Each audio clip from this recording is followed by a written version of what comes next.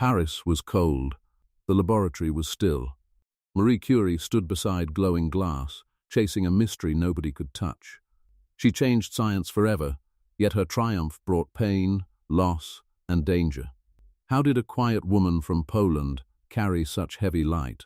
Let us enter her story tonight together.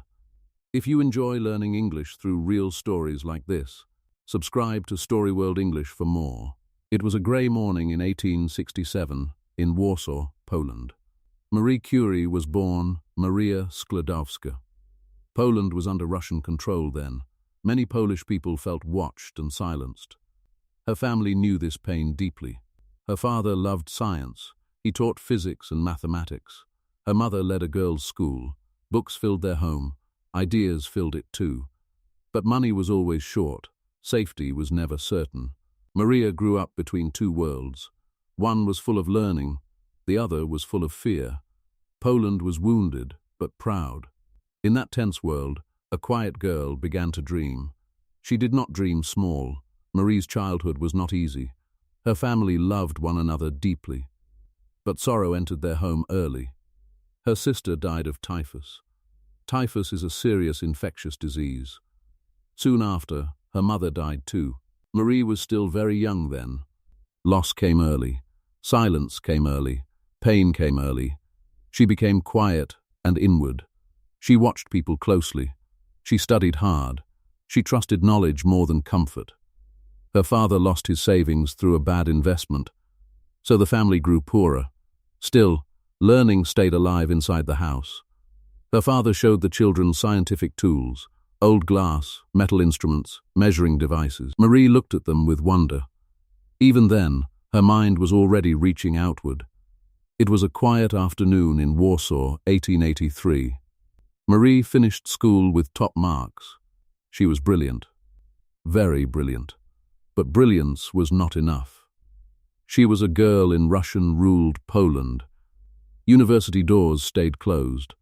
Still, she kept learning. She read late into the night. She joined secret classes. These were illegal lessons for Polish students. There, she trained her mind carefully. Marie discovered her great strength there. It was not only intelligence, it was endurance. She could wait. She could work. She could continue. Others lost hope. She did not. Her mind was sharp, but her will was even stronger. Marie wanted to study in Paris. But dreams needed money. Her family had almost none, so she made a painful plan with her sister. First, Marie would work and send money. Later, her sister would help Marie study too. It was a cold winter in rural Poland, 1886. Marie became a governess. A governess teaches children in private homes. She lived far from her family. She taught all day. She studied at night. Then another pain arrived. She fell in love. But the man's family rejected her. Why? She was poor. She was only a governess. Her heart broke. Her future looked distant again. Those years were heavy for Marie. She worked in another family's house. She taught children. She smiled when needed. But inside, she carried deep disappointment. The man she loved did not marry her. His family chose status over love. Marie understood the message clearly. She was good enough to love, but not good enough to join them. That pain cut deeply. So did the waiting. She wanted books. She wanted science. She wanted Paris. Instead, she had duty. Long days, small rooms, other people's children. Sometimes life becomes very narrow. You can see the dream, but you cannot touch it. Marie lived inside that feeling for years. She kept sending money to her sister. She kept studying alone. But hope now felt tired. I'm very tired. It was a bright autumn morning in Paris, 1891. Marie stepped off the train alone. She was 24 years old. She had little money, she had few clothes, but she had arrived. Paris was loud, fast, and alive. Marie rented a tiny room near the university. In winter it was freezing. In summer, it was airless. Sometimes she ate only bread, tea, and fruit. Sometimes she fainted from hunger. But every day she walked to the Sorbonne and listened. Then came the moment that changed everything. One evening she sat in a dark laboratory. Glass tubes stood around her. Metal tools shone softly. The room smelled of dust and chemicals. She was tired, very tired.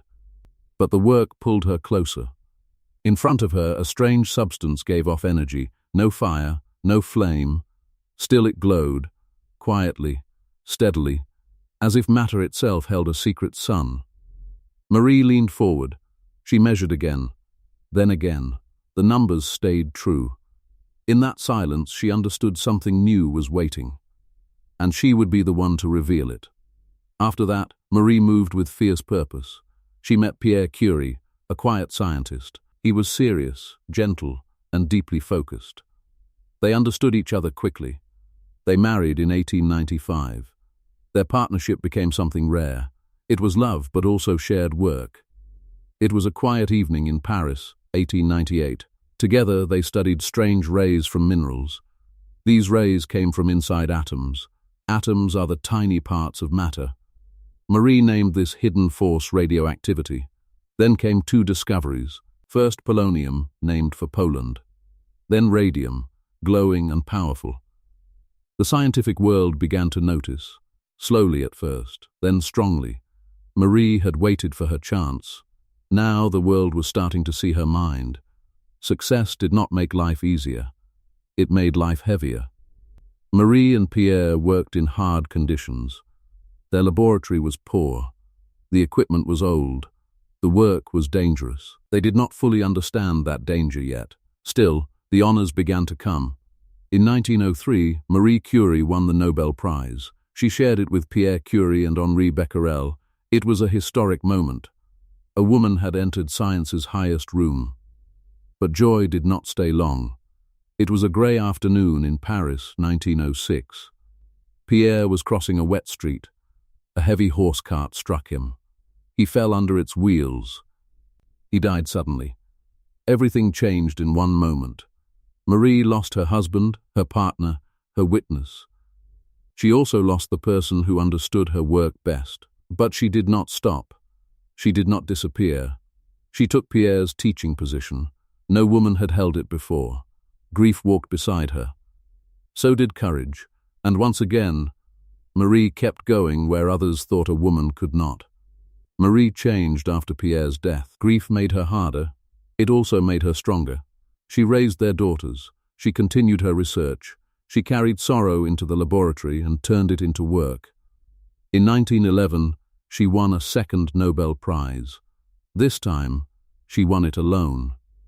It was a stunning achievement. No one had done this before. But even then, peace did not come. People attacked her in newspapers. They judged her private life harshly. They spoke about scandal, not science. She was famous but lonely, celebrated but wounded. Then war came. Marie transformed again. During World War I, she helped create mobile X-ray units. These machines saved soldiers' lives. She had studied invisible power. Now she uses it to help the living. Marie Curie left more than prizes behind. She changed science at its roots. She opened the hidden world inside matter. Later generations built medicine, energy, and new research from that opening. Her work reached far beyond her own time. It was a warm afternoon in France, years later. Students still spoke her name. Scientists still studied her methods. Hospitals still used ideas born from her research. She also changed something else. She changed what people believed a woman could do. Quietly, firmly, forever. Marie did not ask history for permission. She worked. She discovered it. She endured. That is why the world still remembers her.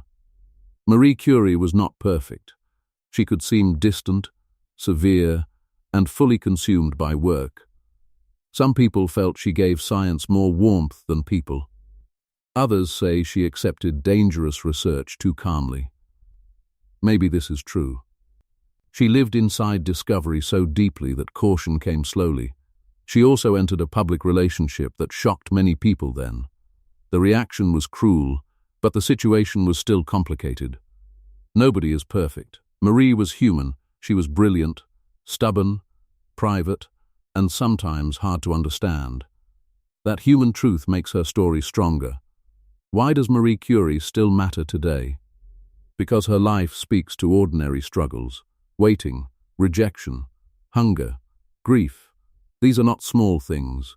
They shape a person deeply. Marie teaches us that greatness often grows in silence, not in comfort, not in applause, not on easy days. She also teaches something harder. Talent is precious, but endurance matters more. Many people begin with hope. Fewer continue through pain. Marie continued. And there is another lesson too. Knowledge has power. Real power. It can heal. It can harm. So wisdom must walk beside discovery. That is why her story still feels alive. It is about science, but it is also about the human heart.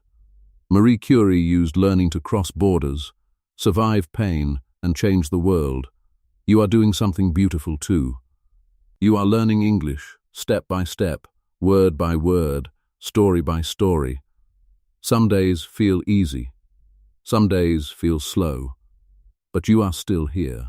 That matters. Every time you listen, you grow stronger. Every new word opens another door. Marie kept moving through difficulty. You are doing the same. In your own quiet way, you are building a new future. If this story touched you, please like this video and subscribe to Story World English. Leave a comment below and tell me which moment moved you most. She kept moving through darkness. So can you.